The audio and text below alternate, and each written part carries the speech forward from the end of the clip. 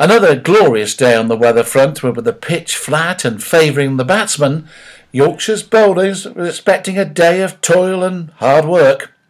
The experienced pair of Hildreth and Peterson started up, and Andrew Gale quickly turned to spin, with Adil Rashid being given an early bowl. A batting bonus point came up after 45 minutes, and Gale introduced a second spinner in the form of the New Zealand Test player Kane Williamson. Now this brought immediate reward, as a quicker Williamson delivery accounted for Alvira Peterson, caught behind by Hod for 24, with the score on 208.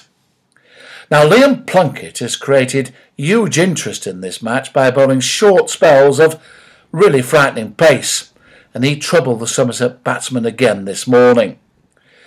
Soon after the new ball had been taken, a breakthrough which Yorkshire needed. Jack Brooks trapped the talented Hildreth LBW for 67 with the score on 252, and this, you know, was a timely breakthrough for the White Rose. Keyswetter and Myberg steered the Somerset ship through murky waters to lunch with the score on 277 for 5, and that was from 89 overs. Now at this stage, Somerset needed 24 to avoid the follow-on, having scored 111 in the opening session. Now, you know, Yorkshire bowled well in that morning session, and they really made life tough for Somerset after lunch, producing 5 maidens on the trot. But I suppose you have to admire the Somerset effort as well. They passed the 300 mark and the follow-on target, with new player Myberg supporting wicketkeeper batsman Keyswetter. It was not all defence. Keyswetter registered the first 2 sixes in the match, and with a flick down to fine leg, he brought up his 50. Now Myberg followed his colleague to the 50 mark with a single off Plunkett. Yorkshire needed another break, and it came with a score on 364. Spinner Kane Williamson produced that quicker ball again, and Keyswetter edged to live at slip, out for 63. The arrival of Lewis Gregory, a talented youngster, quickened the scoring, and Somerset went to tea at 394 for 6.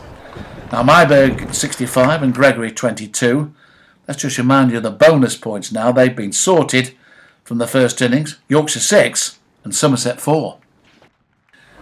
Well, the final session of the third day followed the trend of the others. Batting charger ball with dogged determination from Somerset to defy Yorkshire's bowlers, who gamely stuck to the task. Lewis Gregory continued to go for his shots, while Myberg played a more sedate role, sketchy at times.